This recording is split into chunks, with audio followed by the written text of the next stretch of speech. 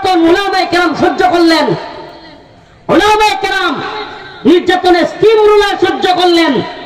এদেশের তাওহীদি জনতা গুম, খুন, নির্যাতন, নিপীড়নের শিকার হলেন। আমি নিজে একজন ভুক্তভোগী সাক্ষী। এদেশে 16, 17, 18 জুলাই যে পরিমাণে গুলি চলেছে, হেলিকপ্টার থেকে গুলি করে তাওহীদি জনতাকে মারা হয়েছে। উত্তরায় যাত্রাবাড়িতে মাদ্রাসার ছাত্ররা জীবন দিয়েছে, 70 থেকে 80টা হাফেজ আলেম জীবন দিয়েছে। এত জীবন দিল, নির্যাতন নিপীড়ন সহ্য করলো তাওহীদি জনতা। আজকে মাহফুজ আলম নামের এক উপদেষ্টা সে আইসা তাওহীদি জনতার বিরুদ্ধে বিশুদ্ধার করে। এটা কি নাফরমানি না? এটা কি নাফরমানি না? যে আলেমরা, আমাকে বলেন আমি যদি এক বিন্দু পরিমাণ বাড়িয়ে বলে থাকি, যে আলেমরা বিগত সরকারের আমলে উষানলের শিকার হলো, কষ্ট করলো, সারা দেশের সর্বজন শ্রদ্ধ আলেম কারাগার থেকে যাকে মৃত অবস্থায় একাধিক সূত্র মতে হত্যা করে যাকে বের করা হলো, ঢাকায় জানাজা পড়তে দেওয়া হয় নাই। মুফতি নূর হোসেন কাসেমি, উনাকে ঢাকায় জানাজা পড়তে দেওয়া হয় নাই। আল্লামা সাইদি রাহিমাহুল্লাহ, ঢাকায় জানাজা পড়তে দেওয়া হয় নাই। এদেশের অসংখ্য আলেমকে কারাগারে রিমান্ডে নির্যাতন করা হলো। এত গুম, খুন, নির্যাতন আমাদের চোখের সামনে হয়েছে। আল্লাহকে সাক্ষী রেখে বলতেছি, কোরআন সাক্ষী। যদি কোনো মিথ্যাবাদী গুজব লিক, গুজব ছড়ায়, এটা তার বিষয়, কিন্তু আমরা তো দেখে আসছি। এত কিছুর পরেও এখন একজন উপদেষ্টা তাওহীদি জনতাকে নিয়ে তুচ্ছ-তাচ্ছিল্য করবে, তাওহীদি জনতার বিরুদ্ধে বিশুদ্ধার করবে। আরেকটা বদমাশ কোন বিশ্ববিদ্যালয়ের প্রফেসর নাকি গালিব নামের, ইদানিং সে দেখলাম রাসূল সাল্লাল্লাহু আলাইহি ওয়াসাল্লামকে নিয়ে ব্যঙ্গ করে কবিতা বানাইছে। নাউযুবিল্লাহ। আপনারা দেখছেন? কেউ শুনেন নাই? গালিব নামে এক বদমাশ আল্লাহর নবীকে নিয়ে ঢাকায় ব্যঙ্গচিত্র করে কবিতা বানাইছে। আমরা সাবধান করে দিতে চাই, এটা মুসলমানের দেশ। এদেশে কত দল ক্ষমতায় আইলো, কত দল গেল, কত নেতা, কত নেত্রী গেল। নেতা নেত্রী দল ক্ষমতায় আসবে যাবে, কিন্তু এদেশে ইসলাম ছিল, ইসলাম আছে, ইসলাম থাকবে। আল্লাহর নবীকে কটূক্তি করলে শত বড় বুদ্ধিজীবী হোক, প্রভাষক হোক, মাস্টার হোক, এদেশে কোন বুদ্ধিজীবী, কোন মাস্টার আল্লাহর নবীর বিরুদ্ধে কটূক্তি করলে শত বড় ক্ষমতাসীন হোক, তার দাঁত ভাঙা জবাব দেওয়া হবে।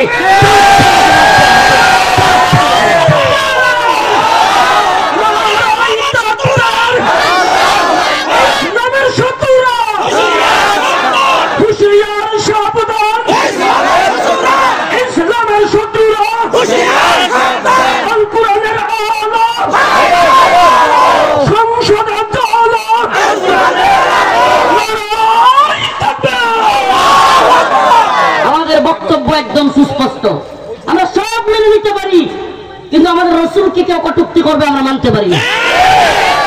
এই মাটির রক্তে রক্তে মানুষের কলিজার ভিতরে রাসূল বাস করে। এই মুসলমানদের অন্তরে যদি কেউ আঘাত দেয়, মুসলমানদের অনুভূতিতে যদি কেউ আঘাত দেয়, বিগত প্রধানমন্ত্রী আর শুধু আওয়ামী লীগ না, এমন কোন ক্ষমতাসীন নাই যে আমার নবীর বিরুদ্ধে পশ্চিমাস্তিনের পক্ষে কিংবা খালিদের পক্ষ নিয়ে বাংলার জমিনে থাকবে, এমন কোন ক্ষমতাসীন বাংলার জমিনে নাই। এদেশের তাওহীদবাদী প্রজন্ম অবশ্যই তাদের দাঁত ভাঙা জবাব দেবে। প্রিয় উপস্থিতি, এ কথাটা আপনাদের মাথায় ঢুকান, এ কথাটা আপনাদের মাথায় ঢুকান। আমরা কি জবাব দিব রাসূলের সামনে গিয়া? এই দেশে যদি মুসলিম ভূখণ্ডে যদি রাসূলকে নিয়ে কটূক্তি করে, তাসলিমের পক্ষে লোক পাওয়া যায়, আমার রাসূলের বিরুদ্ধে যদি কোন বিশ্ববিদ্যালয়ের প্রফেসর হিন্দু যদি আমার রাসূলকে নিয়ে কটূক্তি করে, আমরা রাসূলের কাছে কি জবাব দেব? আমরা আপনাদেরকে বলি না যে হিন্দু, বৌদ্ধ বা অন্য ধর্মের লোকেরা যারা আছে তাদের বাড়ি ঘরে গিয়ে হামলা করেন, এটা আমরা কখনো বলি না, ইসলাম এটা সমর্থন করে না। কিন্তু সাবধান, আমাদের রাসূলকে নিয়ে, আমাদের নবীকে নিয়ে তোমরা কটূক্তি করবে না। আমাদেরকে যদি ধর্মীয় ভাবে আমাদের দ্বীনের উপর, ঈমানের উপর, কোরআনের উপর, রাসূলের উপর আঘাত আসে, আমরা আমাদের বাবাকে কিছু বললে সহ্য করতে পারি, নিজেকে কিছু বললে সহ্য করতে পারি, কিন্তু আমাদের রাসূলকে নিয়ে কেউ কিছু বললে আমরা সহ্য করতে পারি না। আমেরিকা কি বলবে, ওই লাল কুত্তার দল কি বলবে, ভারতের কুত্তারা কি বলবে, এই সমস্ত বহির্বিশ্ব কি বলবে, এরপরে কি কয় আন্তর্জাতিক ভাবে চাপ আসবে, এই পরোয়াগুলো আমরা করি না।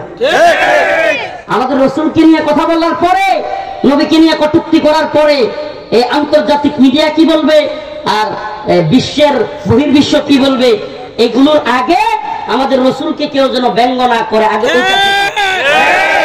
রাসূলকে নিয়ে কটূক্তি করলে আল্লাহর নবীর সুস্পষ্ট ঘোষণা, সুস্পষ্ট বক্তব্য, কোন এদিক সেদিক নাই।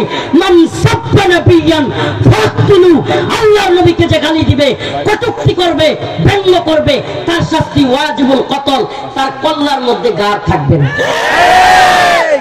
তার গার জায়গায় থাকবে না।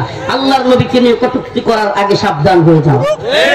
প্রিয় ভাইরা আমার, প্রিয় বন্ধুরা আমার, নাফরমানি করা যাবে না। আল্লাহ পাক আমাদেরকে নিয়ামত দান করেন, ওয়ালা তুসআলুন্না ইয়াওমা ইদিন আনিন নাঈম। আল্লাহ পাক বলেন আমি প্রত্যেকটা নিয়ামতের ব্যাপারে তোমাদেরকে জিজ্ঞাসা করব। আল্লাহ পাক আমাদেরকে ইসলামের নিয়ামত দেন নাই, ঈমানের নিয়ামত দেন নাই, কোরআনের নিয়ামত দেন নাই।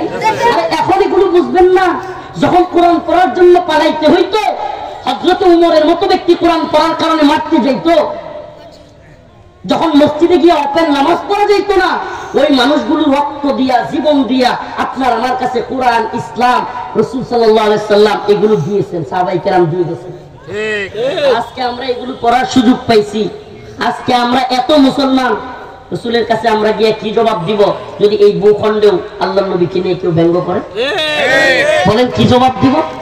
আল্লাহর নবীকে নিয়ে যে ব্যঙ্গ করে কবিতা বানায়, তার কবিতা আমাদের 21শে ফেব্রুয়ারি বা বইমেলায়, ফেব্রুয়ারির বইমেলায় ঢাকায় তার কবিতা যদি বিক্রি হয়, এর চাইতে লাঞ্ছনার কিছু আছে? বলেন আছে? যে তসলিমা নাসরিন রাসূলের বিরুদ্ধে গিয়া, ইসলামের বিরুদ্ধে গিয়া দেশ থেকে পালায় যেতে বাধ্য হয়েছে, আজকে তার বইমেলায় কিভাবে বিক্রি হয়? সূক্ষ্ম পরিকল্পনা করে মুসলমানদের অন্তরে আঘাত দেওয়ার প্ল্যান নয় এটা? এটা মুসলমানদের কলিজায় আঘাত করা।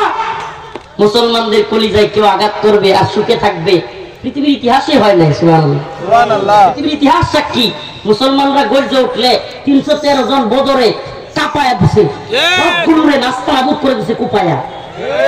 আফগানিস্তানে মুসলমানরা গর্জে উঠছে, মধ্যে মুজাহিদরা গর্জে উঠছে, রাশিয়া আমেরিকা পালায় যেতে বাধ্য হয়েছে। মালি সোমালিয়ায়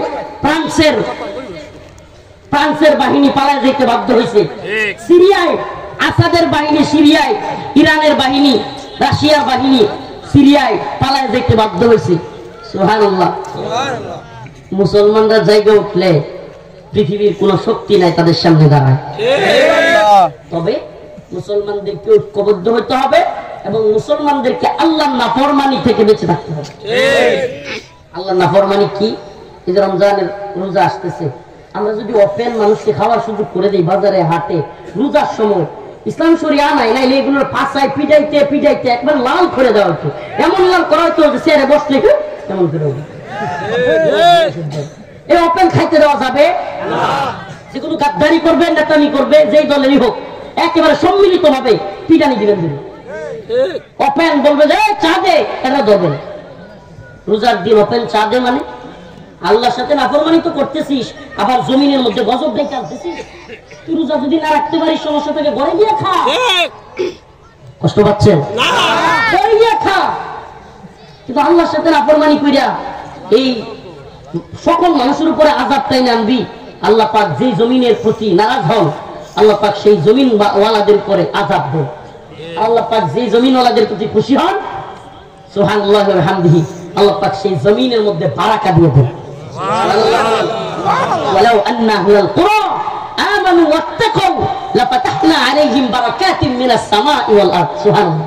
আল্লাহ বলেন জমিন ওয়ালারা যদি আমারে ভয় করত, তাকওয়া অবলম্বন করত এবং নেক আমল করত, আলাইহিম বারাকাতিন মিনাস সামাই ওয়াল আরদ, আমি আসমান জমিনের সমস্ত বারাকা খুলে দিতাম। রিজিকের টেনশন করা লাগতো না। কারণ রিজিকের এত সমস্যা কেন? কারণ আমাদের মা বোনেরা পর্দা করে না, বেহায়াপনা লিপ্ত। আমাদের জমিনে সব কিছু নষ্ট হয়ে যাচ্ছে কেন? সব নষ্ট হচ্ছে কেন? এই নাফরমানির কারণে। একটাই কারণ, আল্লাহর নাফরমানি। আল্লাহর নাফরমানি করা যাবে না। আজকে থেকে বলেন, আজকে থেকে আল্লাহ নামাজ ছাড়বো না, আল্লাহ তাওবা করতেছি, রোজা ছাড়বো না। আবার বলেন আল্লাহ আজকে থেকে তওবা করিতেছি, নামাজ ছাড়বো না, রোজা ছাড়বো না। আল্লাহ আপনি আমাদেরকে মাফ করে দেন। আস্তাগফিরুল্লাহ ওয়া আতুবু ইলাইহি। আল্লাহ আপনি কবুল করেন। যারা হাত তুলছে আল্লাহ তাদেরকে দিনদার পরহেজগার মুত্তাকি বানান। আমিন। আল্লাহ তাদেরকে নামাজি বানায় দেন। আমিন।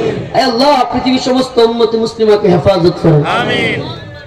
আমার আপনাদের কাছে আখিরি পয়গাম, জিনা বেবিচার, এই যে দেখেন আরেক নাফরমানি শুরু হয়েছে।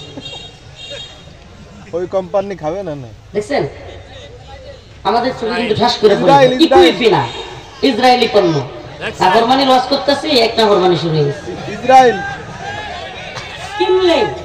কিনলে Aquafina, seven up, Coca Cola, Pepsi, এইগুলোর টাকা দিয়া বুলেটের এগুলো হলো বিকাশ নাম্বার ইসরায়েলের। এই নাম্বারের টাকা পাঠাইলে মানে এটা কিনলেন খাইলেন মানে হলো ইসরায়েলের বিকাশে টাকা পাঠাইলেন। ওই টাকা দিয়া এরা ড্রোন কিনবে, বিমান কিনবে, অস্ত্র কিনবে, গুলি কিনবে, আমার আপনার মুসলমানদেরকে মারবে। আপনি জানেন কোন ব্যক্তি যদি আপনার শত্রু থাকে, আপনি যদি তার একেবারে মাজা ভাঙ্গা দিতে চান, না পিটাইয়া তার অর্থনৈতিক অবস্থা ভাঙ্গা দেন। টাকা না থাকলে মামলা করবো, টাকা না থাকলে লোক ভাড়া করবো, পারবো না। টাকা আছে বলেই লোক ভাড়া করতে পারে, টাকা আছে বলেই অস্ত্র কিনতে পারে, টাকা আছে বলেই গুলি কিনতে পারে, ঠিকই ঠিক না? তাইলে কি করতে হইব? ওই ব্যবসায় লাল বাতি জ্বালাই দিতে হইব। আপনি জানেন সুবহানাল্লাহ, অনেকে বলো হুজুর এই বয়কট দিয়ে কি হয়?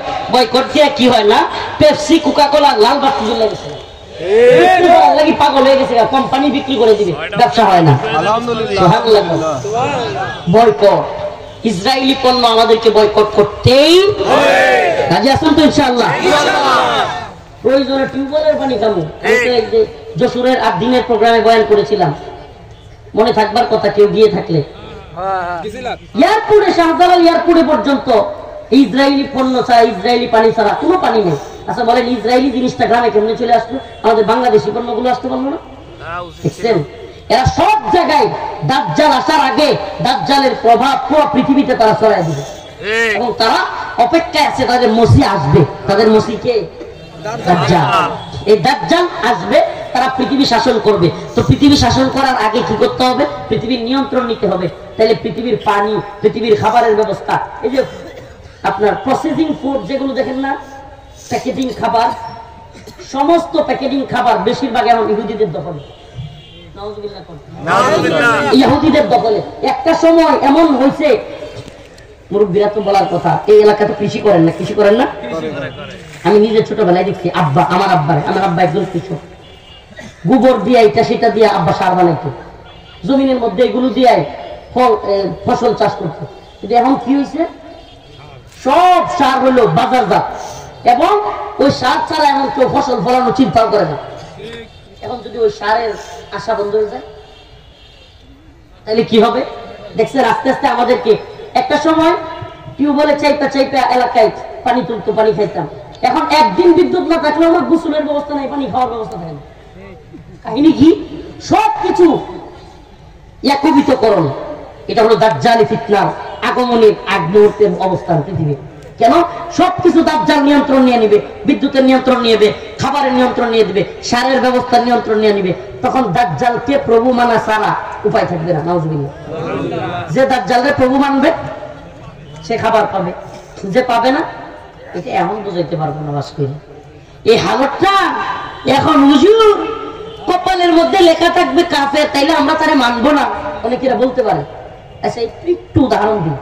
মনে করেন আপনার ঘরে একদিন সারা দিন, সকালেও খাবার নাই, দুপুরেও খাবার নাই, রাতেও খাবার নেই, সারাটা দিন চলে গেছে, কোনো কিছু আপনারা কেউ খান নাই। আমার কথা ভালোভাবে বুঝেন, বাতাস দরকার নেই, কথাগুলো বুঝেন। এই শেষ কথা, ঘরে খাবার নাই, পানি নাই, কিচ্ছু নাই, সারা দিন চলে গেছে, সকাল বিকাল রাত। পরের দিন সকাল বেলায় আপনি হলেন ঘরের গার্ডিয়ান, বের হয়েছেন অল্প খাবারের আশায়, ঘরে দেখে আসছেন বৃদ্ধা মারা কাঁদতেছে খাবারের জন্য, ছোট্ট বাচ্চারা কাঁদতেছে খাবারের জন্য, বউ কাঁদতেছে কিন্তু বাচ্চাদেরকে বুঝাইতেছে। এমন অবস্থা দেখে আসছেন, সারা এলাকা ঘুরছেন, কোনো খাবার নেই, কোনো কিছুর ব্যবস্থা করতে পারেন নাই। ঘরে আসছেন, বাচ্চাগুলো হাহাকার হয়ে বসে আছে, আব্বা মনে হয় খাবার নিয়ে আসছে, চোখের পানি ছেড়ে দিয়ে দেখতেছেন কোনো খাবার ঘরে নাই। বৃদ্ধা মা বলছে, বাবা বাবা কিছু খাবার আনছস? কি জবাব দিবেন বুঝতেছেন না। এই মুহূর্তে গরুর গোশতের তরকারির গ্রাম, পোলাওয়ের গান আসতেছে আপনার ঘরের সামনে থেকে। উপায় আছে দাজ্জালের কাছে খাবার না কার কাছে দেখার সময় আছে? এখন পরিস্থিতিটা কিছুটা বুঝতে পারছেন? এমন ভয়ঙ্কর পরিস্থিতি হবে। আল্লাহ রাসূল নিজে দাজ্জালের ফিতনা থেকে কেন পানাহ চেয়েছেন? কেন সাহাবায়ে কেরাম দাজ্জালের ফিতনা থেকে পানাহ চেয়েছেন? কারণ দাজ্জালের ফিতনা এত ভয়াবহ, দাজ্জালকে আল্লাহ এমন ক্ষমতা দিবে, কিছু কিছু ক্ষমতা দেখে মনে হবে সেই মনে হয় রব। আপনার একটা জিনিস বুঝাইলাম, কোনো খাবার নাই, ঘরে কান্নাকাটি, 2-3 বেলা খাওয়া নাই, বাচ্চারা চিৎকার করে কাঁদতেছে, বৃদ্ধা মা কাঁদতেছে, ঘরে আসছেন, বাবা খাবার নিয়ে আসছো, এই মুহূর্তে দেখবেন কোনো খাবারের অবস্থা নাই। আপনি যখন চোখের পানি গড়গড়ায় পড়বে, দাজ্জাল আপনার সামনে এসে হাজির, বিশাল বড় তার বাহিনী, খাবার নিয়ে প্রস্তুত, গরুর গোশতের ঝোল, পোলাওয়ের গ্রাম নাকের মধ্যে আসতেছে। তখন ইমান ধরে রাখা, খাবার না চায়া, দাজ্জালের খাবার না খায়া, এত সহজ? হ্যাঁ, এত সহজ? মূর্তি আর ভাস্কর্য ইস্যুতে দেখা গেছে দেশে কতজন মুমিন আর কতগুলো মুনাফিক। ভাস্কর্য আর মূর্তির ফিতনার মধ্যে দেখা গেছে কয়টা মুসলমান আর কয়টা মুনাফিক। আর দাজ্জালি ফিতনা, এটা যে কত ভয়াবহ, আল্লাহ আমাদেরকে বোঝার তৌফিক দান করুক, বলেন আমিন। কিন্তু আমরা দিন শেষে একটা কথা, আল্লাহ পাক ইমানে হালত ঠিক না রাখলে, আমি আল্লাহ মাফ করুক, আমি রফিকুল ইসলাম মাদানী কে আর আপনি আমরা কেউ কিছুই না। ইমানি হালত ঠিক রাখতে পারেন কে? আল্লাহ। কিন্তু ইমানি হালত ঠিক থাকলে আমলের কারণে। কেন ঠিক থাকে? আমলের কারণে। যে ব্যক্তি আমল করে, আমল থেকে বঞ্চিত হয় না, আমল থেকে ফারেক হয় না, আল্লাহ পাক তার ঈমানও বৃদ্ধি করে দেন। সুবহানাল্লাহ। প্রিয় ভাইরা আমার, এজন্য আখিরি পয়গাম, আল্লাহর নাফরমানি করা যাবে না। নামাজ পড়বো তো ইনশাআল্লাহ, রোজা রাখবো তো ইনশাআল্লাহ, আল্লাহর নবীর বিরুদ্ধে গেলে ঐক্যবদ্ধভাবে প্রতিহত করবো তো ইনশাআল্লাহ। হযরতকে তার মূল্যবান বক্তব্য প্রদান করার জন্য বিশেষভাবে অনুরোধ করছি। আসসালামু আলাইকুম ওয়া রাহমাতুল্লাহি ওয়া বারাকাতুহু। ওয়া আলাইকুম আসসালাম ওয়া রাহমাতুল্লাহি ওয়া বারাকাতুহু। ইন্নাল হামদালিল্লাহ নাহমাদুহু ওয়া নাস্তাঈনুহু ওয়া নাস্তাগফিরুহ ওয়া নু'মিনু বিহি ওয়া নাতাওয়াক্কালু আলাইহি ওয়া না'উযু বিল্লাহি মিন শুরুরি আনফুসিনা ওয়া মিন সাইয়্যাতি আ'মালিনা। من يهده الله فلا مضل له ومن يضلل فلا هادي له ونشهد أن لا إله إلا الله وحده لا شريك له. أما بعد فأعوذ بالله من الشيطان الرجيم. بسم الله الرحمن الرحيم. فإذا ركبوا في الفلك دعوا الله مخلصين له الدين فلما نجاهم إلى البر إذا هم يشركون. صدق الله مولانا العظيم وصدق رسوله النبي الكريم ونحن على ذلك من الشاهدين والشاكرين والحمد لله رب العالمين. সকলে একটু দুরূদ শরীফ পড়ি। আল্লাহুম্মা সাল্লি আলা মুহাম্মাদিন ওয়া আলা আলি মুহাম্মাদ কামা সাল্লাইতা আলা ইব্রাহিম ওয়া আলা আলি ইব্রাহিম ইন্নাকা হামিদুম মাজিদ. اللهم بارك على محمد وعلى آل محمد كما باركت على إبراهيم وعلى آل إبراهيم إنك حميد مجيد. আরিয়ারা ইসলামী কওমি মাদ্রাসার উদ্যোগে আয়োজিত আজকের এই বাৎসরিক ওয়াজ মাহফিল লোহাগড়া নড়াইলের সম্মানিত উলামায়ে কেরাম, মুরব্বিয়ান ইজাম, প্রিয় যুবক ভাইরা, স্নেহের ছোট ভাইরা, পর্দানিশীন শ্রদ্ধেয় মা ও বোনেরা, আল্লাহ রাব্বুল আলামিনের দরবারে অসংখ্য অগণিত শুকরিয়া যে মহান রব্বুল আলামিন আপনাকে আমাকে কোরআন সুন্নাহ থেকে কিছু কথা বলবার এবং শুনবার তৌফিক দান করেছেন। সেজন্য অন্তরের অন্তঃস্থল থেকে কালিমাতু শুকর আদায় করে বলি আলহামদুলিল্লাহ। আমি আমার বাড়ি নেত্রকোনা, ওখান থেকে প্রোগ্রামে গেছি পঞ্চগড় থেকে একেবারে বগুড়া হয়ে পাবনা হয়ে এরপরে কুষ্টিয়া ঝিনাইদহ হয়ে আপনাদের এই নড়াইলে আসলাম। মেরুদণ্ডের হাড় ব্যথা করতেছে। আমি 1000 থেকে 1500 কিলোমিটার জার্নি করছি একটা। এর মধ্যে এখানে আসার পরে যেই প্রচন্ড ভিড় গ্যাদারিং করছে, একজনরে বললাম পিছে যাইতে, সে তারাচরণ, অবাক হয়ে গেলাম। এখন আপনাদেরও দেখি অধৈর্য, একটু ধৈর্য লাগবে, কিন্তু একটু ধৈর্যের একটা বিষয় আছে। সব ঠিক বলার দরকার নাই, নিজেরাই অধৈর্য আর নিজেরাই ঠিক। একজন মানুষ 2 মিনিট কথা বলতে চাচ্ছে, আচ্ছা বলুক না 2 মিনিট, একটু ধৈর্য ধরা চাই। একটু মাদ্রাসার জন্য একটু রুমাল পাঠাইছে, আহারে অধৈর্য হয়ে যাচ্ছে। এতটাও ধৈর্য হইলে হয় না। ইন্নাল্লাহা মাআস সাবিরিন, আল্লাহ পাক বলেন যারা সবর করে আমি তাদের সাথে আছি। সুবহানাল্লাহ। আর দ্বীনি কাজে সবরের মুআমালাটা অনেক কঠিন, এটা মনে রাখবেন। মুমিন, আল্লাহ পাক বলেন যে মুমিনকে পুরস্কারই দেওয়া হবে সবরের কারণে। সুবহানাল্লাহ। ইসবিরু ওয়া সাবিরু ওয়া রাবিতু, সবরটা এমন যে মুমিনের জন্য সবরটা একটা প্রতিযোগিতা। সুবহানাল্লাহ। কোরআনে বলতেছে আল্লাহ ইসবিরু ওয়া সাবিরু ওয়া রাবিতু। আমি শেষ পর্যন্ত আপনাদের অধৈর্য দেখে ওদেরকে থামাই দিছি তাড়াতাড়ি, কিন্তু আসলে কি সবর দ্বীনি কাজের ক্ষেত্রে। এই যে এখান থেকে বাইরে গিয়ে যদি বিড়ি জ্বালান, কিংবা এখান থেকে বাইরে গল্প গুজব করেন, কিংবা খারাপ কাজে জড়ায় যান, সব পাবেন না। এখানে যতটুকু সময় কোরআনের প্রোগ্রামের জন্য দ্বীনি একটা পরিবেশে বসে রইলেন, ততক্ষণ আপনার আমলনামায় সব লিখতেছে। এই যে অধৈর্য হইয়া, এই শয়তানে অধৈর্য করে। অধৈর্য করে কি? শয়তানে অধৈর্যটা করে। এমন অবস্থা করে যে এনে কেমন জানি, আপনি দেখবেন, আমি জানি না আপনাদের এলাকায় হয় কিনা, ওই বাবা রে বাবা, অলসতা করতে করতে করতে করতে শুক্রবারে, সাধারণ দিনে তো মসজিদে যাই না, শুক্রবারে সবার শেষে যায়। আবার বের হওয়ার সময় তারে মনে হয় মসজিদে কেউ পিটাইছে, এত দ্রুত বেরোইতে চায় যে জুতা টুতা ছিঁড়ে ফেলতেছে। এত দুর্যতা কোথেকে আসে? কোথেকে আসে? ওই যে শয়তান। এই জন্য দ্বীনি কাজের ক্ষেত্রে অবশ্যই আমাদেরকে সবর করতে হবে, দ্বীনি কাজে ধৈর্য ধরে বসে থাকতে হবে। আল্লাহ পাক আমাদেরকে বুঝার তৌফিক দান করুন, বলে না আমিন।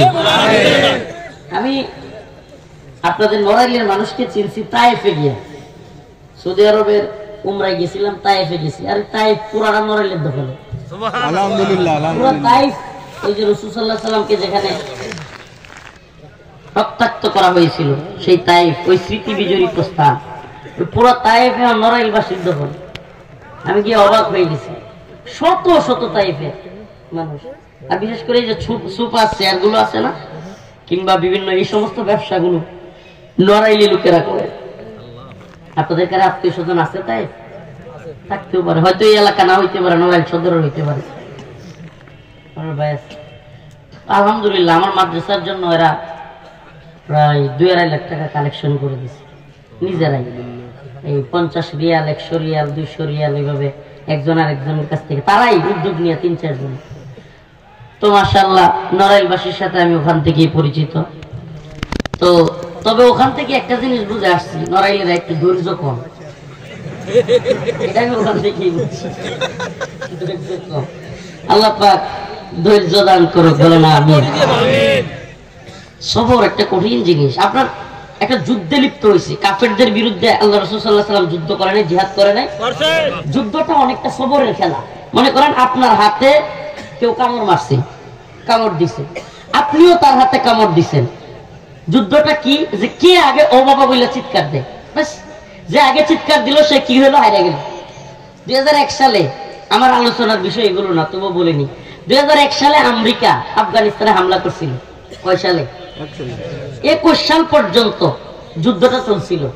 কিন্তু 20 বছর যুদ্ধ কইরা আমেরিকার অনেক সৈন্য ধৈর্য ধরতে না পারে পাগল হয়ে গেছিল। যেগুলো মিডিয়াতে আসে নাই। কি হয়ে গেছিল? পাগল। এই কি অবস্থা, এক যুগের উপরে যুদ্ধের মধ্যে লিপ্ত হয়ে গেলাম, 20 বছর ধরে বাড়িতে যেতে পারি না, ফোন ইউজ করতে পারে না, কারণ হলো যুদ্ধের ময়দানে স্মার্টফোন ইউজ করা নিষেধ। কারণ তাইলে আপনার ড্রোন যে আছে আপনার অবস্থান ট্র্যাক করে ফেলবে, আপনারা মেরে ফেলবে, এই জন্য ফোনও ইউজ করতে পারে না। কি সর্বনাশ, ফোনও চালাইতে পারি না, বাড়িতেও যেতে পারি না। কি এক যুদ্ধের মধ্যে। এই যে আফগানিস্তানে আমেরিকা হারিয়ে গেল, ধৈর্যের খেলা। ইসবিরু ওয়া সাবিরু ওয়া রাবিতু, ইসবিরু ওয়া সাবিরু ওয়া রাবিতু, এটা হলো ধৈর্যের খেলা। মুমিনের জন্য ধৈর্যের একটা বিরাট গুণ আল্লাহ পাক অনেক জায়গায় বলেছেন, ইন্নাল্লাহা মাআস সাবিরিন ওয়া বাশশিরিস সাবিরিন। খালি আল্লাহ পাক সবরকারীদের জন্য সুসংবাদ, সবরকারীদের সাথে আমি আছি। সুবহানাল্লাহ সুবহানাল্লাহ। তাহলে বোঝা গেল অধৈর্যদের সাথে আল্লাহ নাই। কোরআনের কথা, ইন্নাল্লাহা মাআস সাবিরিন, আমি সবরকারীদের সাথে। তার মানে যারা অধৈর্য হয়ে যায় অল্পতেই, হুজুরের লগে দেখা করবো, হুজুর 1500 কিলো দূরে থেকে আইছে, হুজুরের বারান্দায় একটু দাঁড়ায় থাকতে, হুজুর একটু ইস্তিনজা করতেছে, নামাজ পড়তেছে, একটু খাওয়া দাওয়া করবে, এই ধৈর্য নাই, খেপে যায়। আপনি খেপে গেলে হুজুরে কি যাই বইব, কিন্তু আপনি আপনার আচরণ ঠিক করতে পারেন নাই। এটা মানুষ দীর্ঘ পথ পাড়ি দিয়ে আসলে, যদি একান্তই তার সাথে ইচ্ছা করার দেখা থাকলে, এত পীড়িত থাকলে, এত মহাব্বত থাকলে, জান্নাত নেত্রকোনা গিয়ে সেলফি তুলি, বসি, খাবার খাই, ওখানে যাবেন না। এনে সুযোগ পাইছেন, হুজুরে খালি কষ্ট দিবেন। তো যাই হোক, فإذا ركبوا في الفلك دعوا الله مخلصين له الدين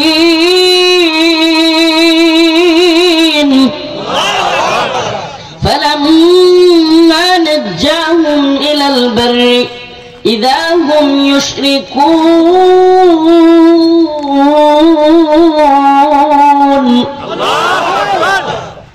الله رب العالمين বলেন فإذا ركبوا في الفلك। এই আলোচনাটা গত কয়েকদিন যাবত টানা করতেছি, একটাই উদ্দেশ্য, যে আমাদের সমাজে, আমাদের রাষ্ট্রে, আমাদের রন্ধ্রে রন্ধ্রে নাফরমানি ঢুকে গেছে। আল্লাহ পাক কোরআনের এক আয়াতে বলেন, আমাদেরকে উদ্দেশ্য করে, তিনি তো বানাইছেন, তিনি জানেন, ইন্নাল ইনসানা লিরাব্বিহি লাকানুত, মানুষ বড় নেমো খারাপ, মানুষ বড় নেমো খারাপ। আল্লাহ কইতেছে, আমি কইতেছি, কে কয়? আল্লাহ। বানাইছে কে? আল্লাহ। তো যিনি বানাইছে উনি কিন্তু খুব ভালো জানে যে বান্দা কি হালত, মানুষ কেমন নেমো খারাপ। আল্লাহ বলে, আমি যখন ঝড় তুফান দেই, বড় ধরনের ঝড়, শিলা বৃষ্টি হয়, আপনাদের তো বড় লোক এলাকার মানুষ, গোপালগঞ্জ, নড়াইল, সব মানুষ তো বড় লোক। টিনের ঘর আছে আপনাদের এলাকায়? টিনের ঘরের মধ্যে যখন শিলা বৃষ্টি পড়ে, ঝড় তুফানে ধাক্কা দেয়, টিন যখন ভাঙ্গা রুইয়া যাইতে চায়, এমন পরিস্থিতি তৈরি হইলে অনেকেই যারা দুর্বল হার্টের, অনেকে ভয় পায় না? চরম ভাবে ভয় পায়। আপনাদের এলাকায় টিনের ঘর থাকলে বুঝতে পারবেন, চরম ভাবে ভয় পায়। এমনকি অনেকে ভয়ে, অনেকে অন্যদেরকে বলে আজান দে, আজান দে, বলে কি বলে? কিন্তু আল্লাহ বলেন, فإذا ركبوا في الفلك دعوا الله,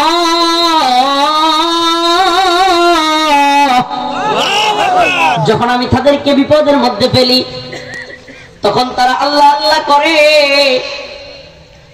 ফালাম্মা নাজ্জাহুম ইলাল বার, কিন্তু যখনই আমি উদ্ধার করি, ইযা হুম ইউশরিকুন, তখনই নাফরমানি শুরু করে দেয়। কেমন নাফরমানি?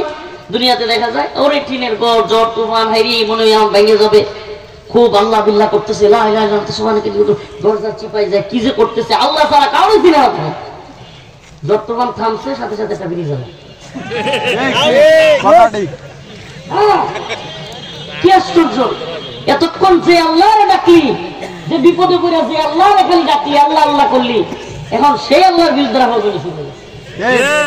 আল্লাহ পাক বলেন, সমুদ্রের মধ্যে যখন নৌকায় মানুষ আরোহণ করে, নৌকায় বিচরণ করে, নৌকা দিয়ে কোনো দিকে যায়, সমুদ্র পথে যখন নৌকাটা ডুবে যাবে, প্রচন্ড রকমের ধাক্কা লাগে, নৌকার মধ্যে ঝড় আসে কিংবা জলোচ্ছ্বাস হয়। সেন্ট মার্টিন গেছেন কখনো? সেন্ট মার্টিন, কক্সবাজার কেউ গেছেন? গেছেন? নৌকায় গেছেননি? জাহাজগুলোতে গেছেন মনে হয়।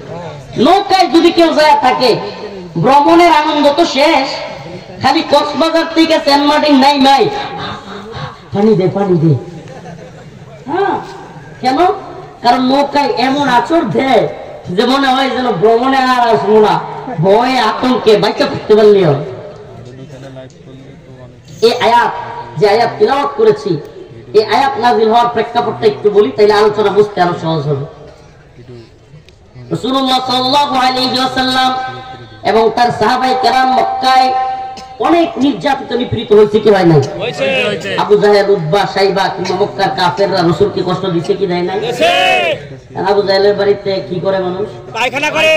হ্যাঁ, পায়খানা করে। আমি নিজে টয়লেট করে আসছি। আমাকে জন্য যা তৌফিক দেয়। আমি আলহামদুলিল্লাহ, আল্লাহ সবাইকে কবুল করে। আবু জাহেলের বাড়ি এবং রাসূল সাল্লাল্লাহু আলাইহি ওয়াসাল্লাম যেখানে থাকতেন খুব বেশি দূরে না। তো আবু জাহেলের বাড়ি আজকে পাবলিক টয়লেট। কেন এই করুণ পরিস্থিতি? রাসূলকে কষ্ট দেওয়ার কারণে। রাসূলুল্লাহ সাল্লাল্লাহু আলাইহি ওয়াসাল্লামকে মক্কা থেকে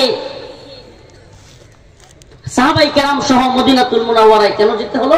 মক্কার কাফের মুশরিকরা এত বেশি নির্যাতন করছে। এক পর্যায়ে আল্লাহ রাসূল সাল্লাল্লাহু আলাইহি ওয়াসাল্লাম তার সাহাবায়ে কেরাম বিজয়ী বেশে আবার যখন মক্কায় ফিরে আসতে লাগলেন, তারা বিজয় করলেন। মক্কা বিজয় হয়ে গেল। কাফের মুশরিকরা একটা কর্মসূচি দিল। কর্মসূচির নাম হলো যার যার অবস্থান থেকে পালাও। আওয়ামী লীগের মতো। কারণ এখন এতদিন বড় মানুষকে জুলুম করছি, নির্যাতন করছি, এখন যদি না ভাগি না পালাই তাইলে তো সাহাবায়ে কেরাম এসে পিটাবে, রাসূল সাল্লাল্লাহু আলাইহি ওয়াসাল্লাম পিটাবে। একজন ব্যক্তি, তার নাম আদি ইবনে হাতেম। নাম কি? উনি বললেন যে আমি নিজেও তখন কাফের ছিলাম, মুসলমান হই নাই, আমিও মক্কা থেকে পালানোর নিয়ত করলাম, চলে যাব জর্ডানে। জর্ডান সমুদ্র পথে রওনা হলাম। সমুদ্রের মাঝখানে যাওয়ার পর নৌকা একটা উত্তপ্ত পরিস্থিতি তৈরি হইল। হাইরে জ্বর, এমন অবস্থা যে নৌকা মনে হয় ডুবে যাবে, আমরা মনে হয় সবাই মারা যাবে। এমন পরিস্থিতিতে নৌকা ডুবে যাবে, এমন পরিস্থিতি যখন তৈরি হলো, আদি ইবনে হাতেম বলেন সকল যাত্রীরা চিৎকার করা শুরু করলো, হায় আল্লাহ কি হবে আমাদের? এমন সময় মাঝি বলে উঠলো, যাত্রীগণ, আমাদেরকে আজকের এই ভয়ঙ্কর পরিস্থিতি থেকে একমাত্র রক্ষা করতে পারেন তিনি হলেন আল্লাহ। আদি ইবনে হাতেম বলেন আমি তখনও মুসলমান হই নাই, কিন্তু যখন মাঝির এই কথা শুনলাম আমি বললাম, হে মাঝি, যদি সমুদ্রে এই উত্তাল তরঙ্গের ঢেউ থেকে আমাদেরকে একমাত্র আল্লাহ বাঁচাইতে পারেন, তাইলে আমি সাক্ষ্য দিলাম জমিনেও একমাত্র আমাদেরকে বাঁচাইতে পারবেন আল্লাহ। হযরত আদি ইবনে হাতেম তিনি বললেন, আজকে যদি নৌকা থেকে আমি বেঁচে ফিরতে পারি, বেঁচে যাই, আজকে যদি নৌকার মধ্যে আমার মৃত্যু না হয়, আমি কথা দিচ্ছি আমি মুহাম্মদুর রাসূলুল্লাহর হাতে হাত রেখে মুসলমান হয়ে যাব। সুবহানাল্লাহ। ফাইদা রাকিবু ফিল ফুলকি দাআল্লাহ, আল্লাহু আকবার। ফাইদা রাকিবু ফিল ফুলকি দাআল্লাহ মুখলিসিনা লাহুদ্দীন, আল্লাহু আকবার। فلما نجاهم إلى البر إذا هم يشركون, الله أكبر। আল্লাহ রাব্বুল আলামিন বলেন, যখন তোমরা বিপদের মধ্যে পড়ো, যখন তোমরা মুসিবতের মধ্যে পড়ো, হায় হায় এগুলো যেন আমরাই কইতেছে আল্লাহ। আর মুসিবতে বললে আল্লাহ এটা কিনা, কিন্তু মুসিবত থেকে উদ্ধার হইলেই মেয়েটার বিয়ে হয় না, কঠিন এক পরিস্থিতি, অনেক কষ্ট করলাম, আল্লাহর কাছে দোয়া করলাম, একটা ভালো পাত্র পাইলাম, বিয়ে হবে। এবার শুরু হলো DJ party. I M A disco dancer. কি শয়তানি! আল্লাহ পাক তোর মেয়ের জন্য একটা ভালো জামাইয়ের ব্যবস্থা করে দিয়েছে, আপনার ছেলের জন্য একটা ভালো মেয়ের ব্যবস্থা করে দিয়েছে। উচিত ছিল আল্লাহর কাছে শুকরিয়া আদায় করা। আল্লাহর শুকরিয়া আদায় না করে আল্লাহর নাফরমানি শুরু। আছে না নাই? আবার বুইরা চাচা নিজে নামাজ পড়ে মসজিদে গিয়ে বসে রয়েছে জোহরের নামাজের সময়, ইমাম সাহেব জিগায় চাচা বাড়িতে যান না কে? আরে আর বললেন না, ছেলেপেলেরা একটু আমোদ ফুর্তি করবে বাড়িতে, এখন আমি গিয়ে কি করব? দিন বুঝছে, খুব ভালো দিন বুঝছে।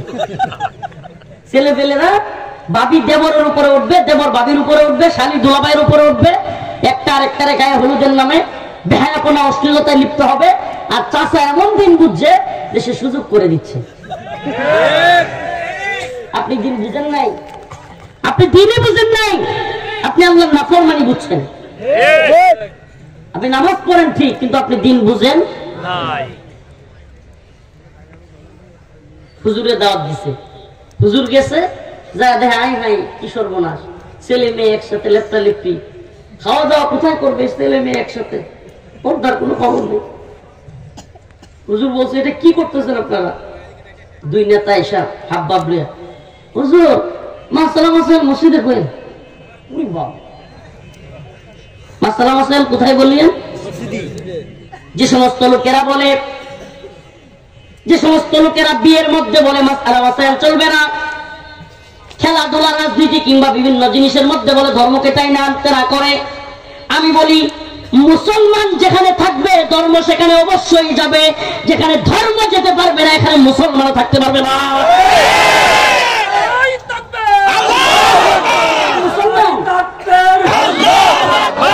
ইসলামের আন্দোলন চলবেই চলবে, নারায়ে তাকবীর।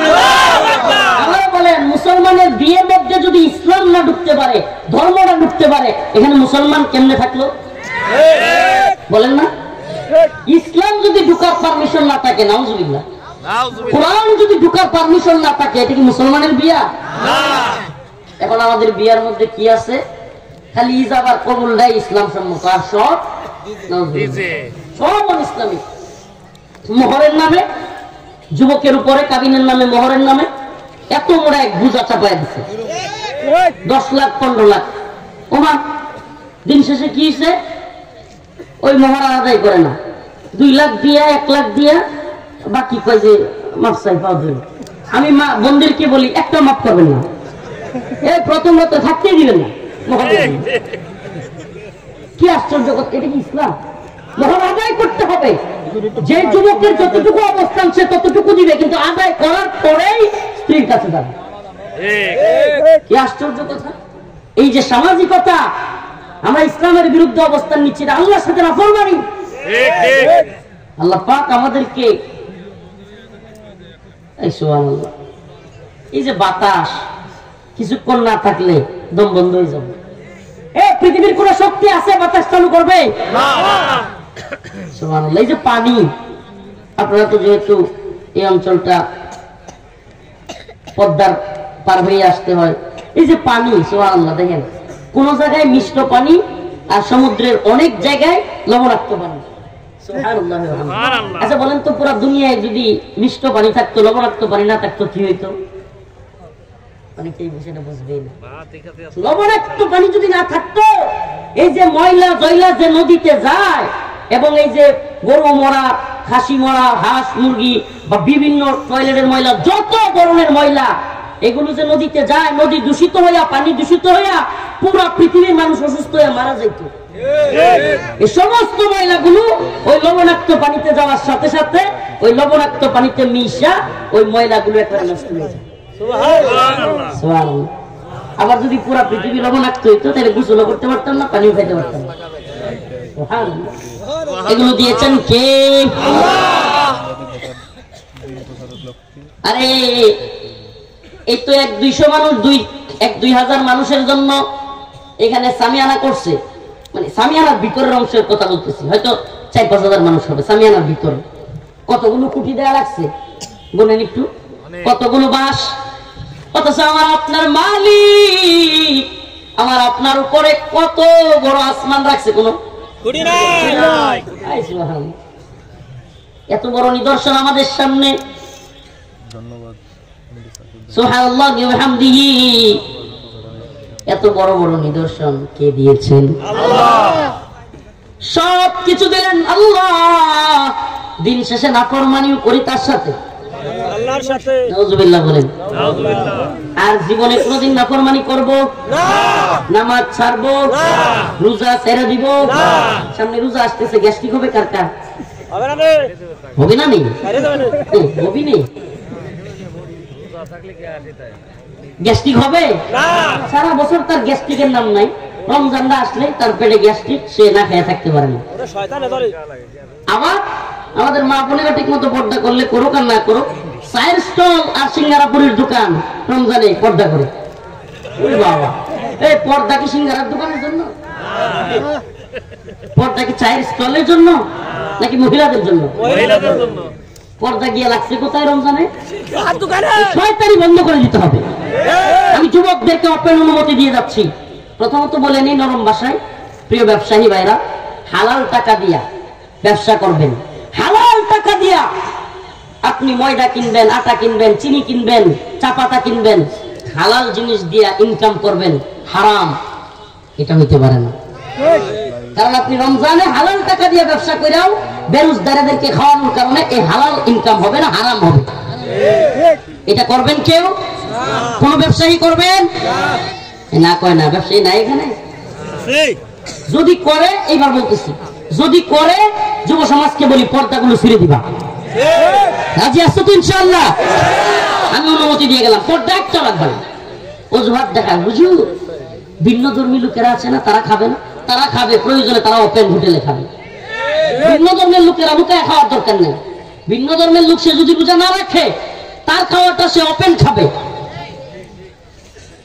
আর যদি মুসলমান অসুস্থ হয়ে রোজা রাখতে না পারে, অসুস্থ হয়ে রোজা না রাখতে পারে, সে অবশ্যই লুকায় বাহিরে খাবে, রোজাদারদের সামনে না। কিন্তু তাই বলে এই অজুহাত গুলো দিয়া রোজা যারা না রাখে তাদেরকে আপনি ওপেন খাওয়ার ব্যবস্থা করবেন, এটা আল্লাহর সাথে সবচেয়ে বড় নাফরমানি। আরেকটা কথা মনে রাখবেন, কোন ব্যক্তি যদি একাকিত্বে গুনাহ করে, আড়ালে আবদালে গুনাহ করে, আল্লাহ পাক তওবা করলে মাফ করতে পারে। কিন্তু যে ব্যক্তি গুনাহ সয়লাভ করে দেয়, গুনাহর প্রচার প্রসার করে, বাজারে বাজারে, চায়ের স্টলে, এই ওপেন গুনাহের আল্লাহর নাফরমানি ক্ষেত্র তৈরি করে দেয়, আল্লাহ পাক ওই সমাজকে, ওই এলাকার মধ্যে আল্লাহর আযাব দিয়ে দেন। নাউজুবিল্লাহ। আমেরিকাতে দেখেন না, ফর্ম ইন্ডাস্ট্রি যে আমেরিকায় পুরো পৃথিবীকে যারা নষ্ট করতেছে, সেই লস অ্যাঞ্জেলেস দেখেন না, আল্লাহ পাক কিভাবে আযাব দিয়ে ধ্বংস করে দিচ্ছে। আল্লাহর নাফরমানি করলে আল্লাহ পাক ধ্বংস করে দিবে, এটা আল্লাহর একটা সুন্নাত। আল্লাহ পাক নাফরমানি পছন্দ করেন না। فإذا ركبوا في الفلك دعوا الله مخلصين له الدين فلما نجاهم إلى البر إذا هم يشركون।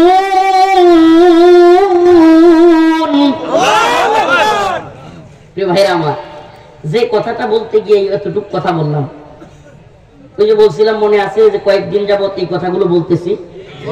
কেন বলতেছি জানেন? কষ্টে। এদেশে বিগত গভর্নমেন্টের সবচাইতে বেশি রোষানলের শিকার উলামায়ে কেরাম হয় নাই? নির্যাতন, নিপীড়ন, জুলুম, অত্যাচার উলামায়ে কেরামের, না সমস্যা নেই, উলামায়ে কেরামের উপর দিয়া নির্যাতন, নিপীড়ন, অত্যাচার যায় নাই? এত জুলুম, এত অত্যাচার, এত নির্যাতন উলামায়ে কেরাম সহ্য করলেন। উলামায়ে কেরাম নির্যাতনের স্টিম রুলার সহ্য করলেন। এদেশের তাওহীদি জনতা গুম, খুন, নির্যাতন, নিপীড়নের শিকার হলেন। আমি নিজে একজন ভুক্তভোগী সাক্ষী। এদেশে 16, 17, 18 জুলাই যে পরিমাণে গুলি চলেছে, হেলিকপ্টার থেকে গুলি করে তাওহীদি জনতাকে মারা হয়েছে। উত্তরায় যাত্রাবাড়িতে মাদ্রাসার ছাত্ররা জীবন দিয়েছে, 70 থেকে 80টা হাফেজ আলেম জীবন দিয়েছে। এত জীবন দিল, নির্যাতন, নিপীড়ন সহ্য করলো তাওহীদি জনতা। আজকে মাহফুজ আলম নামের এক উপদেষ্টা, সে আইসা তাওহীদি জনতার বিরুদ্ধে বিষোদ্গার করে। এটা কি নাফরমানি না? এটা কি নাফরমানি না? যে আলেমরা, আমাকে বলেন, আমি যদি এক বিন্দু পরিমাণ বাড়িয়ে বলে থাকি, যে আলেমরা বিগত সরকারের আমলে রোষানলের শিকার হলো, কষ্ট করলো, সারা দেশের সর্বজন সদ্য আলেম কারাগার থেকে যাকে মৃত অবস্থায় একাধিক সূত্র মতে হত্যা করে যাকে বের করা হলো, ঢাকায় জানাজা পড়তে দেওয়া হয় নাই। মুফতি নূর হোসেন কাসেমি উনাকে ঢাকায় জানাজা পড়তে দেওয়া হয় নাই। আল্লামা সাইদি রাহিমাহুল্লাহ ঢাকায় জানাজা পড়তে দেওয়া হয় নাই। এদেশের অসংখ্য আলেমকে কারাগারে রিমান্ডে নির্যাতন করা হলো। এত গুম খুন নির্যাতন আমাদের চোখের সামনে হয়েছে। আল্লাহকে সাক্ষী রেখে বলতেছি, কোরআন সাক্ষী। যদি কোনো মিথ্যাবাদী গুজব লিক গুজব ছড়ায়, এটা তার বিষয়, কিন্তু আমরা তো দেখে আসছি। এত কিছুর পরেও এখন একজন উপদেষ্টা তাওহীদি জনতাকে নিয়ে তুচ্ছতাচ্ছিল্য করবে, তাওহীদি জনতার বিরুদ্ধে বিশুদ্ধার করবে। আর একটা বদমাশ কোন বিশ্ববিদ্যালয়ের প্রফেসর নাকি গালিব নামের, ইদানিং সে দেখলাম রাসূল সাল্লাল্লাহু আলাইহি ওয়াসাল্লামকে নিয়ে ব্যঙ্গ করে কবিতা বানাইছে। নাউযুবিল্লাহ। আপনারা দেখছেন? কেউ শুনেন নাই? গালিব নামে এক বদমাশ আল্লাহর নবীকে নিয়ে ঢাকায় ব্যঙ্গচিত্র করে কবিতা বানাইছে।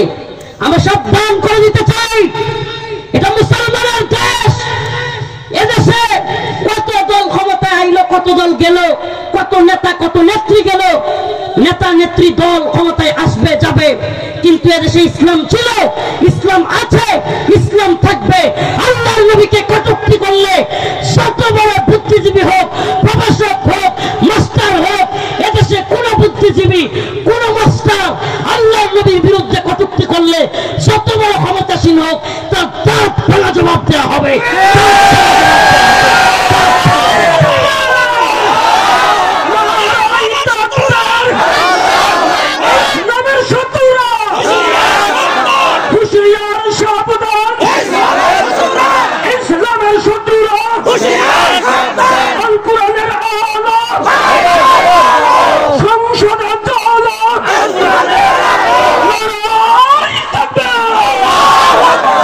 আমাদের বক্তব্য একদম সুস্পষ্ট, আমরা সব মেনে নিতে পারি, কিন্তু আমাদের রাসূলকে কেউ কটূক্তি করবে আমরা মানতে পারি না। এ মাটির রক্তে রক্তে মানুষের কলিজার ভিতরে রাসূল বাস করে। এ মুসলমানদের অন্তরে যদি কেউ আঘাত দেয়, মুসলমানদের অনুভূতিতে যদি কেউ আঘাত দেয়, বিগত প্রধানমন্ত্রী আর শুধু আওয়ামী লীগ না, এমন কোন ক্ষমতাসীন নাই যে আমার নবীর বিরুদ্ধে পাশ্চিমের পক্ষে কিংবা গরিবের পক্ষ নিয়ে বাংলার জমিনে থাকবে, এমন কোন ক্ষমতাসীন বাংলার জমিনে নাই। এদেশের তাওহীদবাদী প্রজন্ম অবশ্যই তাদের দাঁত ভাঙা জবাব দেবে। প্রিয় উপস্থিতি, এ কথাটা আপনাদের মাথায় ঢুকান, এ কথাটা আপনাদের মাথায় ঢুকান। আমরা কি জবাব দিব রাসূলের সামনে গিয়া? এদেশে যদি মুসলিম ভূখণ্ডে যদি রাসূলকে নিয়ে কটূক্তি করে তাসলিমের পক্ষে লোক পাওয়া যায়, আমার রাসূলের বিরুদ্ধে যদি কোন বিশ্ববিদ্যালয়ের প্রফেসর হিন্দু যদি আমার রাসূলকে নিয়ে কটূক্তি করে, আমরা রাসূলের কাছে কি জবাব দেব? আমরা আপনাদেরকে বলি না যে হিন্দু বৌদ্ধ বা অন্য ধর্মের লোকেরা যারা আছে তাদের বাড়ি ঘরে গিয়ে হামলা করেন, এটা আমরা কখনো বলি না, ইসলাম এটা সমর্থন করে না। কিন্তু সাবধান, আমাদের রাসূলকে নিয়ে আমাদের নবীকে নিয়ে তোমরা কটূক্তি করবে না। আমাদেরকে যদি ধর্মীয় ভাবে আমাদের দ্বীনের উপর, ঈমানের উপর, কোরআনের উপর, রাসূলের উপর আঘাত আসে, আমরা আমাদের বাবাকে কিছু বললে সহ্য করতে পারি, নিজেকে কিছু বললে সহ্য করতে পারি, কিন্তু আমাদের রাসূলকে নিয়ে কেউ কিছু বললে আমরা সহ্য করতে পারি না। আমেরিকা কি বলবে, ওই লাল কুত্তার দল কি বলবে, ভারতের কুত্তারা কি বলবে, এই সমস্ত বহির্বিশ্ব কি বলবে, এরপরে কি কয় আন্তর্জাতিক ভাবে চাপ আসবে, এই পরোয়াগুলো আমরা করি না। আমাদের রাসূলকে নিয়ে কথা বলার পরে, নবীকে নিয়ে কটূক্তি করার পরে এই আন্তর্জাতিক মিডিয়া কি বলবে আর বিশ্বের বহির্বিশ্ব কি বলবে, এগুলোর আগে আমাদের রাসূলকে কেউ যেন ব্যঙ্গ না করে। আগে রাসূলকে নিয়ে কটূক্তি করলে আল্লাহর নবীর সুস্পষ্ট ঘোষণা, সুস্পষ্ট বক্তব্য, কোন এদিক সেদিক নাই। মান সাব্বা নাবিয়ান ফাকতুলু, আল্লাহর নবীকে যে গালি দিবে, কটূক্তি করবে, ব্যঙ্গ করবে, তার শাস্তি ওয়াজিবুল কতল, তার কল্লার মধ্যে গার থাকবে না, তার গার জায়গায় থাকবে না। আল্লাহর নবীকে নিয়ে কটূক্তি করার আগে সাবধান হয়ে যাও। প্রিয় ভাইরা আমার, প্রিয় বন্ধুরা আমার, নাফরমানি করা যাবে না। আল্লাহ পাক আমাদেরকে নিয়ামত দান করেন, ওয়ালা তুসআলুন্না ইয়াওমা ইদিন আনিন নাঈম। আল্লাহ পাক বলেন, আমি প্রত্যেকটা নিয়ামতের ব্যাপারে তোমাদেরকে জিজ্ঞাসা করব। আল্লাহ পাক আমাদেরকে ইসলামের নিয়ামত দেন নাই, ঈমানের নিয়ামত দেন নাই, কোরআনের নিয়ামত দেন নাই। আর এখন এগুলো বুঝবেন না, যখন কোরআন পড়ার জন্য পালাইতে হইতো, হযরত উমরের মতো ব্যক্তি কোরআন পড়ার কারণে মারতে যাইতো, যখন মসজিদে গিয়ে ওপেন নামাজ পড়া যাইতো না, ওই মানুষগুলো রক্ত দিয়া জীবন দিয়া আপনার আমার কাছে কোরআন, ইসলাম, রাসূল সাল্লাল্লাহু আলাইহি সাল্লাম এগুলো দিয়েছেন, সাহাবায়ে কেরাম দিয়ে গেছেন। আজকে আমরা এগুলো পড়ার সুযোগ পাইছি, আজকে আমরা এত মুসলমান, রাসূলের কাছে আমরা গিয়ে কি জবাব দিব যদি এই ভূখণ্ডেও আল্লাহর নবীকে নিয়ে কেউ ব্যঙ্গ করে? বলেন কি জবাব দিব? আল্লাহর নবীকে নিয়ে যে ব্যঙ্গ করে কবিতা বানায়, তার কবিতা আমাদের 21শে ফেব্রুয়ারি বা বইমেলায়, ফেব্রুয়ারির বইমেলায় ঢাকায় তার কবিতা যদি বিক্রি হয়, এর চাইতে লাঞ্ছনার কিছু আছে? বলেন আছে? যে তসলিমা নাসরিন রাসূলের বিরুদ্ধে গিয়া, ইসলামের বিরুদ্ধে গিয়া দেশ থেকে পালায় যেতে বাধ্য হয়েছে, আজকে তার বইমেলায় কিভাবে বিক্রি হয়? সূক্ষ্ম পরিকল্পনা করে মুসলমানদের অন্তরে আঘাত দেওয়ার প্ল্যান নয় এটা? এটা মুসলমানদের কলিজায় আঘাত করা। মুসলমানদের কলিজায় কেউ আঘাত করবে আর সুখে থাকবে, পৃথিবীর ইতিহাসে হয় নাই। সুবহানাল্লাহ। পৃথিবীর ইতিহাস সাক্ষী, মুসলমানরা গর্জে উঠলে 313 জন বদরে চাপায়া দিছে, সবগুলোরে নাস্তা নাবুদ করে দিছে কুপায়া। আফগানিস্তানে মুসলমানরা গর্জে উঠছে, মধ্যে মুজাহিদরা গর্জে উঠছে, রাশিয়া আমেরিকা পালায় যেতে বাধ্য হয়েছে। মালি সোমালিয়ায় ফ্রান্সের বাহিনী পালায় যেতে বাধ্য হয়েছে। সিরিয়ায় আসাদের বাহিনী, সিরিয়ায় ইরানের বাহিনী, রাশিয়ার বাহিনী সিরিয়ায় পালায় যেতে বাধ্য হয়েছে। সুবহানাল্লাহ। মুসলমানরা জায়গা উঠলে পৃথিবীর কোন শক্তি নাই তাদের সামনে দাঁড়ায়। তবে মুসলমানদেরকে ঐক্যবদ্ধ হতে হবে এবং মুসলমানদেরকে আল্লাহর নাফরমানি থেকে বেঁচে থাকতে হবে। আল্লাহর নাফরমানি কি? এই যে রমজানের রোজা আসতেছে, আমরা যদি ওপেন মানুষকে খাওয়ার সুযোগ করে দিই বাজারে হাটে রোজার সময়, ইসলাম শরিয়া নাই, নাইলে এগুলোর পাশায় পিটাইতে পিটাইতে একবার লাল করে দেওয়া হতো, এমন লাল করা হতো যে চেয়ারে বসলে এমন করে এই ওপেন খাইতে দেওয়া যাবে? যেগুলো গাদ্দারি করবে, নেতানি করবে, যেই দলেরই হোক, একেবারে সম্মিলিত ভাবে পিটানি দিবেন দিন। ওপেন বলবে যে চা দে, এটা ধরবে না। রোজার দিন ওপেন চা দে মানে আল্লাহর সাথে নাফরমানি তো করতেছিস, আবার জমিনের মধ্যে গজব দেখে আসতেছিস। তুই রোজা যদি না রাখতে পারিস, সমস্যা থেকে ঘরে গিয়ে খা। কষ্ট পাচ্ছেন? ঘরে গিয়ে খা। কিন্তু আল্লাহর সাথে নাফরমানি কইরা এই সকল মানুষের উপরে আযাবটাই আনবি। আল্লাহ পাক যে জমিনের প্রতি নারাজ হন, আল্লাহ পাক সেই জমিন ওয়ালাদের উপরে আযাব দেন। আল্লাহ পাক যে জমিনওয়ালাদের প্রতি খুশি হন, সুবহানাল্লাহি ওয়া বিহামদিহি, আল্লাহ পাক সেই জমিনের মধ্যে বারাকা দিয়ে দেন। ওয়ালাউ আন্না আহলাল কুরা আমানু ওয়াত্তাকাউ লাফাতাহনা আলাইহিম বারাকাতিন মিনাস সামাই ওয়াল আরদ। সুবহানাল্লাহ। আল্লাহ বলেন জমিনওয়ালারা যদি আমারে ভয় করত, তাকওয়া অবলম্বন করত এবং নেক আমল করত, আলাইহিম বারাকাতিন মিনাস সামাই ওয়াল আরদ, আমি আসমান জমিনের সমস্ত বারাকা খুলে দিতাম। রিজিকের টেনশন করা লাগতো না। কারণ রিজিকের এত সমস্যা কেন? কারণ আমাদের মা বোনেরা পর্দা করে না, বেহায়াপনা লিপ্ত।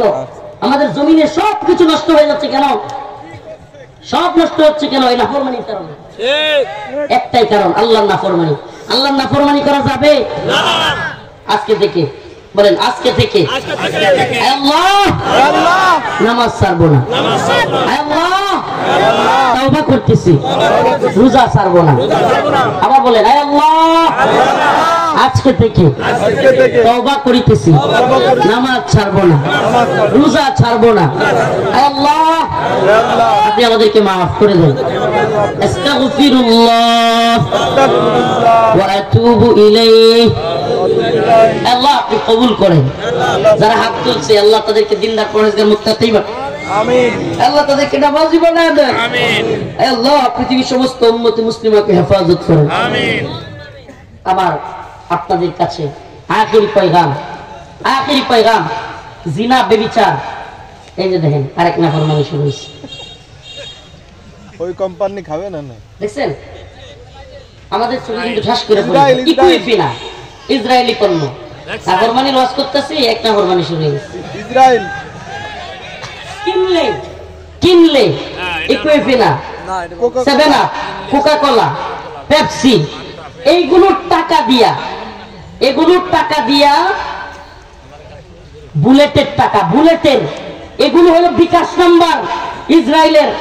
এই নাম্বারের টাকা পাঠাইলে মানে এটা কিনলেন খাইলেন মানে হলো ইসরায়েলের বিকাশে টাকা পাঠালেন, ওই টাকা দিয়া এরা ড্রোন কিনবে, বিমান কিনবে, অস্ত্র কিনবে, গুলি কিনবে, আমার আপনার মুসলমানদেরকে মারবে। আপনি জানেন কোন ব্যক্তি যদি আপনার শত্রু থাকে, আপনি যদি তার একেবারে মাজা ভেঙে দিতে চান, না পিডায়া তার অর্থনৈতিক অবস্থা ভেঙে দেবে। টাকা না থাকলে মামলা করবো কেন? টাকা না থাকলে লুট ভাড়া করবো কেন? পারবো না। টাকা আছে বলেই লুট ভাড়া করতে পারে, টাকা আছে বলেই অস্ত্র কিনতে পারে, টাকা আছে বলেই গুলি কিনতে পারে, ঠিকই ঠিক না? তাইলে কি করতে হইব? ওই ব্যবসায় লাল বাতি জ্বালাই দিতে হইব। আপনি জানেন সুবহানাল্লাহ, অনেকে বলে হুজুর এই বয়কট দিয়ে কি হয়? বয়কট দিয়ে কি হয় না, পেপসি কোকা-কোলা লাল বাতি জ্বলে গেছে, লাগি পাগল হয়ে গেছে, কোম্পানি বিক্রি করে দিবে, ব্যবসা হয় না। সুবহানাল্লাহ। বয়কট, ইসরায়েলি পণ্য আমাদেরকে বয়কট করতেই রাজি আছেন তো ইনশাআল্লাহ? প্রয়োজনে টিউবওয়েলের পানি খাবো। যশোরের 8 দিনের প্রোগ্রামে বয়ান করেছিলাম, মনে থাকবার কথা কেউ গিয়ে থাকলে। এয়ারপোর্টে, শাহজালাল এয়ারপোর্টে পর্যন্ত ইসরায়েলি পণ্য ছাড়া, ইসরায়েলি পানি ছাড়া কোনো পানি নেই। আচ্ছা বলেন, ইসরায়েলি জিনিসটা গ্রামে কেমনে চলে আসলো? আমাদের বাংলাদেশি পণ্যগুলো আসতে পারলো না? দেখছেন, এরা সব জায়গায় দাজ্জাল আসার আগে দাজ্জালের প্রভাব পুরো পৃথিবীতে তারা ছড়ায় দিবে, এবং তারা অপেক্ষায় আছে তাদের মসিহ আসবে। তাদের মসিহ কে? দাজ্জাল। এই দাজ্জাল আসবে, তারা পৃথিবী শাসন করবে। তো পৃথিবী শাসন করার আগে কি করতে হবে? পৃথিবীর নিয়ন্ত্রণ নিতে হবে। তাহলে পৃথিবীর পানি, পৃথিবীর খাবারের ব্যবস্থা, এই যে আপনার প্রসেসিং ফুড যেগুলো দেখেন না, প্যাকেটিং খাবার, সমস্ত প্যাকেটিং খাবার বেশিরভাগ এখন ইহুদিদের দখলে। ইহুদিদের দখলে। একটা সময় এমন হয়েছে, মুরব্বীরা তো বলার কথা, এই এলাকাতে কৃষি করেন না? কৃষি করেন না? আমি নিজে ছোটবেলায় দেখছি, আমার আব্বা একজন কৃষক, গোবর দিয়ে এটা সেটা দিয়ে আব্বা সার বানাইতো, জমিনের মধ্যে এগুলো দিয়ে ফসল চাষ করতো।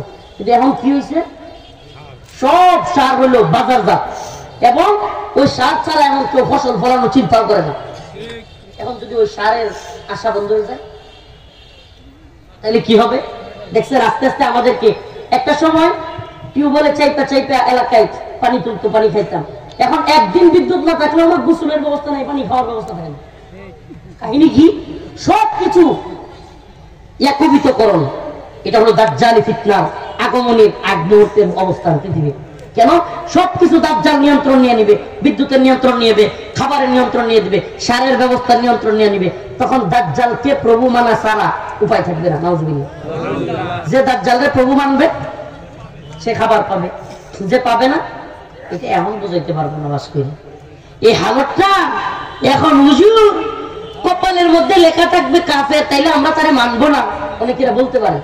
আচ্ছা একটু উদাহরণ দিন। মনে করেন আপনার ঘরে একদিন সারা দিন, সকালেও খাবার নাই, দুপুরেও খাবার নাই, রাতেও খাবার নেই, সারাটা দিন চলে গেছে, কোনো কিছু আপনারা কেউ খান নাই। আমার কথা ভালো বুঝেন, বাতাস দরকার নেই, কথাগুলো বুঝেন। এই শেষ কথা, ঘরে খাবার নাই, পানি নাই, কিচ্ছু নাই, সারা দিন চলে গেছে, সকাল বিকাল রাত।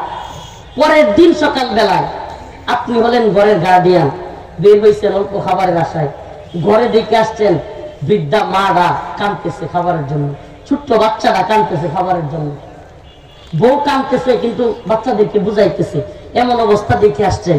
সারা এলাকা ঘুরছেন, কোনো খাবার নেই, কোনো কিছুর ব্যবস্থা করতে পারেন নাই। ঘরে আসছেন, বাচ্চাগুলো হাহাকার হয়ে বসে আছে, আব্বা মনে হয় খাবার নিয়ে আসছে, চোখের পানি ছেড়ে দিয়ে দেখতেছেন কোনো খাবার ঘরে নাই। বৃদ্ধা মা বলছে, বাবা বাবা কিছু খাবার আনছস? কি জবাব দিবেন বুঝতেছেন না। এই মুহূর্তে গরুর গোশতের তরকারির গ্রাম, পোলাওয়ের গান আসতেছে আপনার ঘরের সামনে থেকে। উপায় আছে দাজ্জালের কাছে খাবার না কার কাছে দেখার সময় আছে? এখন পরিস্থিতিটা কিছুটা বুঝতে পারছেন? এমন ভয়ঙ্কর পরিস্থিতি হবে।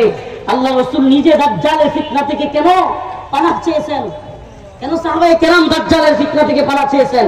কারণ দাজ্জালের ফিতনা এত ভয়াবহ, দাজ্জালকে আল্লাহ এমন ক্ষমতা দিবে, কিছু কিছু ক্ষমতা দেখে মনে হবে সেই মনে হয় রব। নাউজুবিল্লাহ। আপনার একটা জিনিস বুঝাইলাম, কোনো খাবার নাই, ঘরে কান্না কাটি, 2-3 বেলা খাওয়া নাই, বাচ্চারা চিৎকার করে কাঁদতেছে, বৃদ্ধা মা কাঁদতেছে, ঘরে আসছেন, বাবা খাবার নিয়ে আসছো, এই মুহূর্তে দেখবেন কোনো খাবারের অবস্থা নাই। আপনি যখন চোখের পানি গড়গড়ায় পড়বে, দাজ্জাল আপনার সামনে এসে হাজির, বিশাল বড় তার বাহিনী, খাবার নিয়ে প্রস্তুত, গরুর গোশতের ঝোল, পোলাওয়ের গ্রাম নাকের মধ্যে আসতেছে। তখন ইমান ধরে রাখা, খাবার না চায়া, দাজ্জালের খাবার না খায়া, এত সহজ? হ্যাঁ, এত সহজ? মূর্তি আর ভাস্কর্য ইস্যুতে দেখা গেছে দেশে কতজন মুমিন আর কতগুলো মুনাফিক। ভাস্কর্য আর মূর্তির ফিতনার মধ্যে দেখা গেছে কয়টা মুসলমান আর কয়টা মুনাফিক। আর দাজ্জালি ফিতনা, এটা যে কত ভয়াবহ, আল্লাহ আমাদেরকে বোঝার তৌফিক দান করুক, বলেন আমিন। কিন্তু আমরা দিন শেষে একটা কথা, আল্লাহ পাক ইমানি হালত ঠিক না রাখলে, আমি আল্লাহ মাফ করুক, আমি রফিকুল ইসলাম মাদানী কে আর আপনি আমরা কেউ কিছুই না। ইমানি হালত ঠিক রাখতে পারেন কে? আল্লাহ। কিন্তু ইমানি হালত ঠিক থাকলে আমলের কারণে। কেন ঠিক থাকে? আমলের কারণে। যে ব্যক্তি আমল করে, আমল থেকে বঞ্চিত হয় না, আমল থেকে ফারেক হয় না, আল্লাহ পাক তার ঈমানও বৃদ্ধি করে দেন। সুবহানাল্লাহ। প্রিয় ভাইরা আমার, এজন্য আখিরি পয়গাম, আল্লাহর নাফরমানি করা যাবে না। নামাজ পড়বো তো ইনশাআল্লাহ, রোজা রাখবো তো ইনশাআল্লাহ, আল্লাহর নবীর বিরুদ্ধে গেলে ঐক্যবদ্ধভাবে প্রতিহত করবো তো ইনশাআল্লাহ। নাসরুম মিনাল্লাহ ওয়া ফাতহুন করিব। দোয়া চেয়ে আপনাদের কাছ থেকে বিদায় নিলাম। শারীরিক অসুস্থ আমি, আপনাদের কাছে অল্প কিছু কথা বললাম। আমার আলোচনার মূল বিষয়, মূল বক্তব্য আবারও বলি, আমার আলোচনার মূল বিষয়টা ছিল আল্লাহর নাফরমানি। আমরা কেউ আল্লাহর সাথে নাফরমানি করব না, আল্লাহর পথে চলবো, দ্বীনের। আলহামদুলিল্লাহি রাব্বিল আলামিন, আর রহমানির রহিম, মালিক ইয়াউমিদ্দিন, ইয়্যাকা না'বুদু ওয়া ইয়্যাকা নাস্তাঈন, اللهم ارزقنا شهادة في سبيلك، اللهم ارزقنا شهادة في سبيلك। اے اللہ پاک پروردگار عالم، আমাদের জীবনের জিন্দেগানের সমস্ত গুনাহ খাতা maaf করিয়া দেন। হে আল্লাহ, আল্লাহ ফিলিস্তিনের মুসলমানদের হেফাজত করেন, সারা পৃথিবীর মুসলমানদেরকে হেফাজত করেন। হে আল্লাহ, এই মাদ্রাসা আরিয়ারা ইসলামী কওমি মাদ্রাসাকে কবুল করেন, ছাত্র উস্তাদ ছাত্রী শিক্ষিকা সবাইকে কবুল করেন। হে আল্লাহ, এই মাহফিলে যারা দান সাদাকা করেছে তাদেরকে কবুল করেন। হে আল্লাহ, তাদের গুনাহগুলি maaf করে দেন। আল্লাহ, আমাদের মধ্যে যাদের বাবা নাই মা নাই, বাবা মার কবরকে জান্নাতের বাগান বানায় দেন। আল্লাহ, আমাদেরকে রোজাগুলো রাখবার তৌফিক দিয়েন।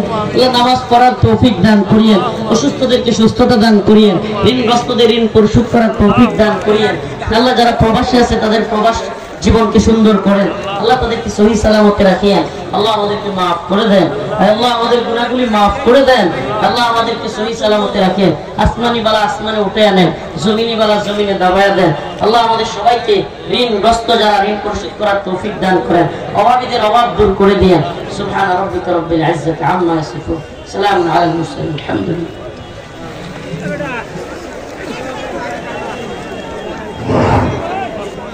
আলহামদুলিল্লাহ। 25তম আমিরা ইসলামী কওমি মাদ্রাসার বার্ষিক ওয়াজ মাহফিলের পক্ষ থেকে আগত সকল ধর্মপ্রাণ ভাইদেরকে মোবারকবাদ জ্ঞাপন করছি। আগামীতে আবারও আমাদের মাহফিলে আসবেন, সে আশা আপনাদের কাছে। হাফেজিয়া মাদ্রাসায় বার্ষিক ওয়াজ মাহফিল আগামী 18 তারিখ